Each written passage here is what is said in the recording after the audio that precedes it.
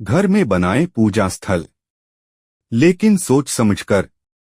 Feng shui का शाब्दिक अर्थ है हवा और पानी। यह चीन की प्राचीन समझ, कला एवं संस्कृति है, जिसमें वातावरण के साथ शांतिपूर्वक रहने, भूमि की स्थलकृति और आवास स्थान में संतुलन रखने पर बल दिया गया है।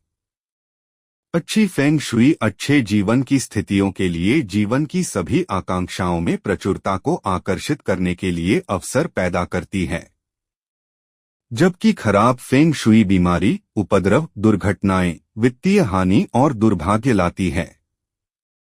पारंपरिक चीनी परिवारों में घरों और कार्यालयों के अंदर देवताओं को प्रदर्शित करने की प्रथा है। इनमें स्वास्थ्यप्रद और संरक्षक देवताओं से लेकर संपन्नता और प्यार के देवता तक शामिल हैं। इन देवताओं में से कुछ की पूजा की जाती है और उन्हें पारिवारिक वेदिका या घर के अंदर के लघु मंदिर में रखा जाता है और कुछ सांकेतिक उपस्थिति के लिए रखे जाते हैं। फेंग शुई के अनुसार पारिवारिक वेदिका के लिए कुछ सामान्य दिशानिर्देश निर्धारित किए गए हैं। पारिवारिक वेदिका सामान्यतया घर के उत्तर पश्चिम में रखी जाती है, क्योंकि यह स्वर्ग का प्रतिनिधित्व करती है। वेदिका में देवता को इस प्रकार रखा जाता है कि इसका मुख पूर्व या दक्षिण पूर्व की ओर हो, अन्यथा वेदिका को हॉल या लॉबी जो सम्मुख द्वार के बिल्कुल सामने हो के उस हिस्से में तिरछा करके सामने रखा जाता है।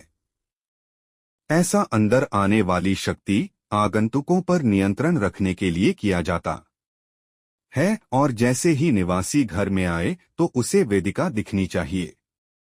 देवता मूर्ति या पेंटिंग या वेदिका की दीवार और टॉयलेट, बाथरूम, रसोई और भंडारों की दीवार एक नहीं होनी चाहिए। यह बहुत ही अपशगुनकारी है और उस देवता के साथ संबद्ध सकारात्मक शक्तियां समाप्त हो जाती हैं या किसी रूप में नुकसान पहुंचा सकती हैं। ये इन क्षेत्रों के बिल्कुल ऊपर या नीचे भी नहीं होने चाहिए। वेदिका किसी भी स्थिति में सीढ़ियों के नीचे नहीं होनी चाहिए। देवता को सीढ़ियों के सामने भी नहीं रखना चाहिए, इससे जीवन में बाधाएं आती हैं। देवता या पवित्र वस्तु को ऊंचे स्थान पर रखना चाहिए जहां ऊपर छत हो। यह किसी भी स्थिति में घर के बाहर नहीं रखना चाहिए। मोमबत्तियों, लाइटें और स्फटिक वेदिका में यांग शक्ति लाती हैं। इन्हें हमेशा प्रज्वलित रखा जा सकता है। ये अच्छी ची को आकर्षित करती हैं और पैदा होने वाली शक्ति में वृद्धि करती हैं। खुशखबरी और भाग्य की घोषणा और स्वागत के लिए वेदिका में ध्वनियां जैसे घंटियों और विंड चाइम को जोड़ा जाता है। वातावरण और परिसरों की परिशुद्धि और सफाई के लिए जो स्टिक सदैव सुगंधियां, विशुद्ध जड़ी बूटियों की होनी चाहिए। ये घर में सकारात्मक ची लाती हैं।